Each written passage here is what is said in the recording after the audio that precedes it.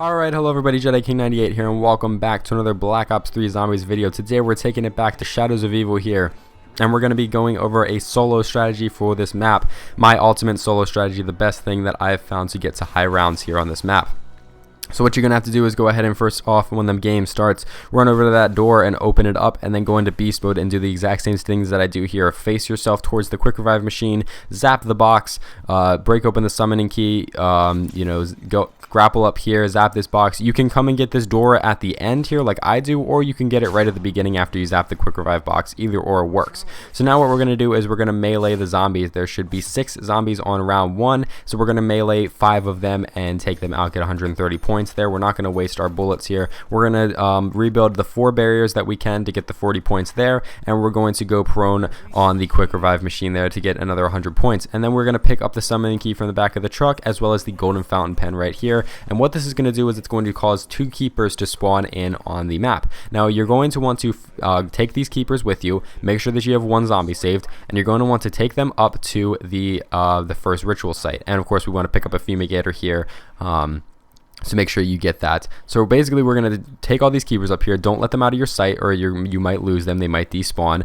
You want to bring them up here, and then you want to start the ritual here. And we're going to begin this. You just want to kind of circle around the room. It's round 1, so you can just melee a keeper if it gets in your way here. Just make sure you don't kill the 2 that you brought into the room. And when you do that, what's going to happen is any keepers that were in this room prior to the ritual, not the ones that are actually activated by the ritual, they're going to turn into zombies. So now we have 260 more points that we can get off the zombies by meleeing them. So now you're going to want to come over here to the sign here and look for where the train is, and we're going to go in the direction of where the train is, where the yellow light is. This is going to be to maximize points here. You don't have to do this. You can go in whatever order you want here into the districts, but I like to go where the train is, just to kind of maximize points as well as get the sword sigils out of the way. So we're going to use the beast mode here at the canals here, and we're going to go ahead and grapple up here, zap the juggernog there, and then, or whatever perk it is, and then zap the stairs there. And then we're going to run down here. Make sure you jump over here, and you have to jump over the non-existent buyable ledge. If you jump over the one that you can buy, you can't get over it. We're going to grapple up here into the ruby rabbit and zap the electrical box there to activate the stairs there. So now we're going to have to go ahead and end the round here. So we're going to finish off this round. That's all we can do point wise. As you see, I'm trying to get the laundry note here. If you can get the laundry note by cooking the grenade at the shirt and throwing it there, you will get a free 500 points there. So that's another way you can get points. Here you're going to want to shoot 2 to 3 bullets into the zombies and then knife them. I believe you can do 3 without killing them. And I actually ended around round 2 here and went into round 3. You don't want to do that. You want to try to do everything on round 2, but it's not that big of an issue if you do. Basically now we're going to be just fumigating stuff. I do this at the beginning of the round just in case I get a double points. You don't want to do this at the end of the round, because if you get a double points, it's going to go to waste here. The nuke, of course, we're not going to pick those up. I'm going to buy the RK5 just to have a better weapon for killing zombies, just in case you get caught in a tight corner, because some of these rituals can be a little bit difficult, especially the one at the boxer's gym.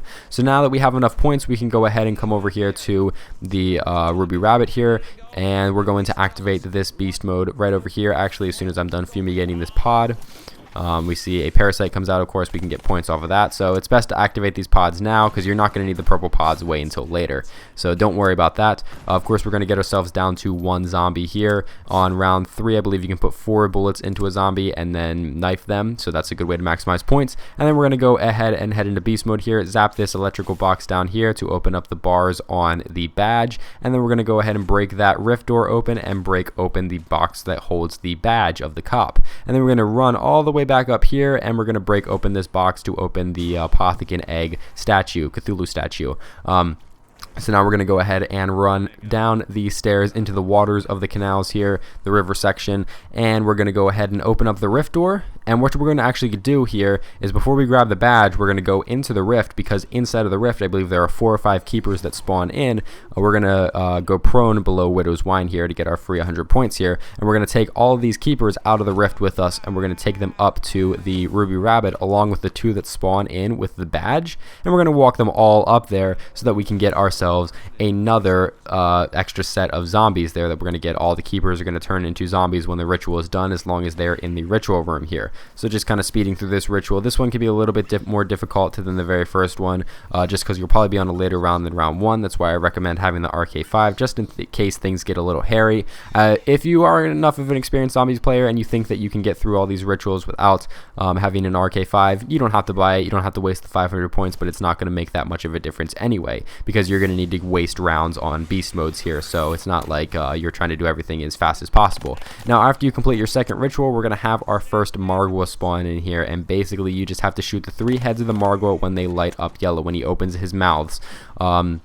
So it's pretty simple to kill a Margwa. Now, if you, in that original door at the very beginning, if you opened that up and there was a double points in there, this is the pivotal point where you're going to want to pick up the double points so that you can get 1,000 points per Margwa head. It's a free 3,000 points right there instead of just 1,500. It's a very effective way to get points here. So I highly recommend doing that if you get a double points in the spawn rift door, or whatever you want to call that thing that you blast open in the spawn. Now, you can pick up the Margwa heart here for the Apothecary Servant. I completely forgot to do that. I do it on the second Margwa here, and then I go ahead and pick up Juggernog here, just because it's better to have it as early as possible. And then the shield part there. If you needed to know all the locations for the shield parts, I'm going to link a video down in the description below so you know where all the locations are for the shield parts, because I'm only going to be showing the ones that spawned in on this game. And as you can see, when I fumigated this pod, I was able to get a locust, so that's a good weapon there to have. And now we're going to go up to the train, and we're going to study the map here, and we're going to look for the question mark symbols here. And then when we go on the train to the Waterfront Station here, we're going to look out the left side of the train so that we can copy down the sigils. So either pause your game or write them down, or just remember them from memory if you have good memory. There we have the 2 arrowheads right there, the 2 big arrows. And then for the next one here, we are going to have a big arrow and then a little double arrow. So then once that's done, our train's going to arrive at the next place, which is Waterfront Station for me. This all depends on where the train is in the first spawn area, so this might be a little bit different for you guys in your game if you follow the train strategy that I do here. So now that we've entered into the Waterfront District, we're going to go ahead and open up this door right here, and we're going to activate this beast mode. We're going to grapple up to this grappling hook up here, and then we're going to break open this box to allow us to get the champion's belt, and we're going to drop down here, get this rift door open up here, and then we're going to run all the way down to the Anvil boxing gym here, and we're going to break open the door so that we can get inside and start the ritual here. So now we're going to return back to our human form, and what we're going to do is we're going to go, you want to make sure you open that rift door. I completely forgot to do that here, and that ended up biting me in the butt. I had to come and open up a couple more doors here to get back into the Waterfront Station, so that was kind of a pain. But we're going to bring our keeper friends, our 2 that spawn in here into the Anvil. This is why I recommend having Jug or another weapon, because this is a very tight place to run. It's hard to get around some of these corners. Sometimes you can get trapped up by a lot of keepers, because a lot of them do spawn in. So you just want to be careful, and I recommend having some sort of weapon, unless you're 100% certain you can survive here, because you don't want to waste all this time and then go down. So we're going to get our 3rd gate worm right there, and we're going to study the map once again on the train, and we're going to head down to the Footlight Station, and we're going to look out the right side of the train here, and you're going to see this last sigil right here was 2 double arrowheads right there. So now we have all 3 of our symbols for the Apothecary Sword, which you're going to get, and now we're going to be here in the Footlight District, which is our final district here for ritual stuff, as well as opening things up. And we're going to come down these stairs, and we're going to use this beast mode right here. Not this one here. We actually have to. We want to open this door first. You don't have to open the door first, but I just recommend doing it right now, because, you know, doors and such.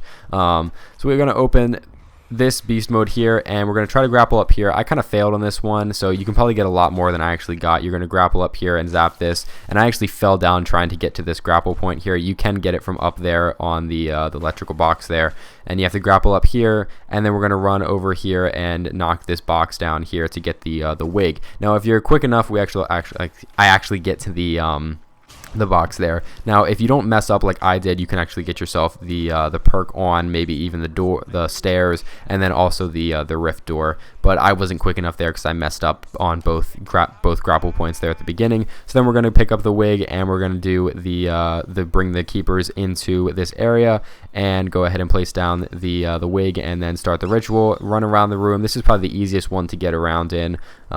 It's pretty simple here, and we're going to pick up our next gate worm here, and then we're going to have another Margwa spawning in on our 4th ritual. They spawn in on the 2nd and the 4th ritual, so you're just going to want to take him out the same way that you did. Now that I have the locust here, it's a 1-shot on the heads on round 3, so it's very effective. I actually switch back to the RK5 once he starts running, and then of course we get the last one, and this is, I believe, where I pick up the Margwa Heart here, because I completely forgot about it until I saw it here, and I was like, oh yeah, there's a Margwa Heart. The Apothicon Servant's a thing. I actually got the Margwa Party achievement there. I believe that's for killing 2 Margwas. So now when we come down to the rift here, there's going to be all the symbols are lit up, and we can go into the Pack-a-Punch room right here. And now we have to place down all 4 of our gate worms onto these pedestals here. So there's one right there, and then there's one on the opposite side. And once you place these first 2 down, they're going to cause the walls near them to build up. And now we can do the infamous wall running sequence here that gets many people downed by hitting zombies when they jump over. Very annoying. But anyway, yeah, you come over here and we can put down the other 2 right there, and that's going to cause 2 platforms to come out, and you can walk on those as well and get back easily, but I decided to wall run here. And now we just need to go over to the ritual table and place down the summoning key, and we can start the ritual here. Now it's the same thing as all the other ones. You're just going to run around here, avoid all the zombies. You don't have to kill them. So just avoid the keepers, just run around, just stay alive is basically the one thing. And once you do this, you're going to get the Apocalypse Ascendant plus 500, the beginning of the Easter egg here, and the Shadow Man's going to come in and take over the world, and you're going to get another Margwa to spawn in right here. So already, it's only round 3, and we've already seen 3 Margwas in this game. You can see where this this map is coming with the Margwas here, and they spawn a lot of them in here. They're very annoying. Least favorite part of this map. But yeah, so now you just want to take out this Margwa the same way we took out all the other ones. I just train them around the rift here. This is one of the best training spots and one of the main ones that we're going to use for this strategy. So now you want to go ahead and go into beast mode down here in the rift and input the 3 symbols on the door right there. You just got to zap them. Then we're going to zap Widow's Wine right here. We're going to run up the stairs, zap Mule Kick. You don't need it because I'm not going to use it for this strategy, but if you like Mule Kick, go ahead and use it. We're going to zap that so we can come out here back to Junction and have an easy way there without using rift. And then we're going to zap Stamina Up, you saw me do there, and then we're running over here into Footlight. If you don't have the stairs on, I did that. The next thing you want to do is buy the Vesper if you were going to be doing the rift strategy. It's an effective weapon here, and now we can pick up our Apothicon Egg.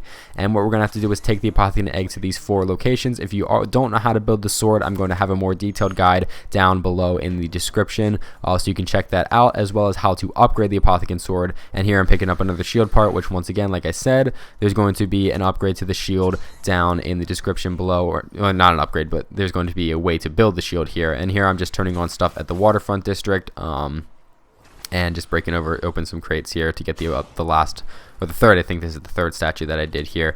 This is probably the most dangerous one right here, just because you're backed into a corner. So now we have one of these parasite rounds, and it usually happens on round 6 or 7, sometimes 5 though. And it basically is just going to spawn a ton of parasites around that you're going to have to kill. On the later rounds, it combines parasites with the little meatball wraps things, and you're just going to have to kill them off. And it's the same thing as like a dog round. You get yourself a max ammo after doing so. As you saw me buy double tap there, I highly recommend having double tap in all maps post Black Ops 2, because double tap makes you shoot 2 bullets ever since transit on Black Ops 2.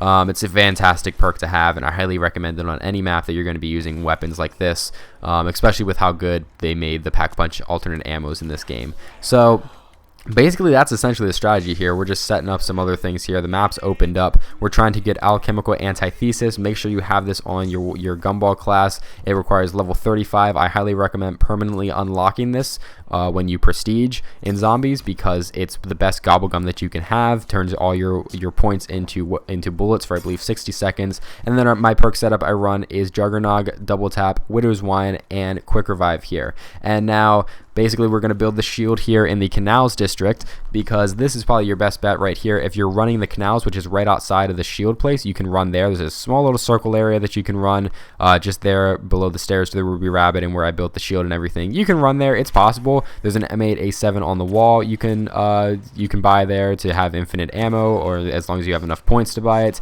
You don't really need that with Blast Furnace and everything, but it's a great spot to run. It's one of the best I've found. And then we are going to go ahead and start upgrading our sword here, and this is also showing you the best way to kill Margwas here is using the Apothicon Sword. It's a little glitchy sometimes. You have to like kind of swing at the right moment, and it's kind of weird. You can't just like walk right up to the Margwa and then swing. You have to kind of be a little bit of a distance away, but that's just showing you like the best way to actually take out a Margwa here is using the sword. So I highly recommend getting it and upgrading it. Also, if you get the sword upgraded, you can activate the book in Nero's Landing in his lair, and then it's going to cause the flag to spawn at the bottom here. And if you pick that up, it's going to cause an infinite meatball parasite round to happen. If you take the flag to any of the locations and place it down there, and then fend off the meatballs and everything, everything for the time being, and then once the flag dings, you can pick it back up and you will get a max ammo every single time. It's a way to get infinite max ammos. It's the ultimate way to keep all your ammo in your Apothicon Servant, along with Alchemical Antithesis.